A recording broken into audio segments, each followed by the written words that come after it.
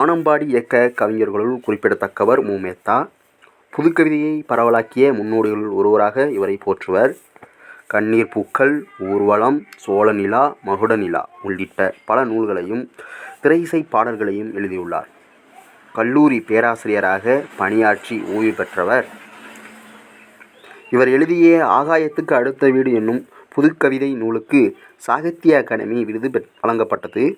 மு. மேத்தா கவிதைகள் என்னும் நூலிலிருந்து ஒரு கவிதை இங்கு பெறப்பட்டுள்ளது அப்படின்னு சொல்லியிருக்காங்க. இதில் எத்தனை ஒன்வரி லைன்ஸ் இருக்குது அப்படிங்கிறத பார்க்கலாம்.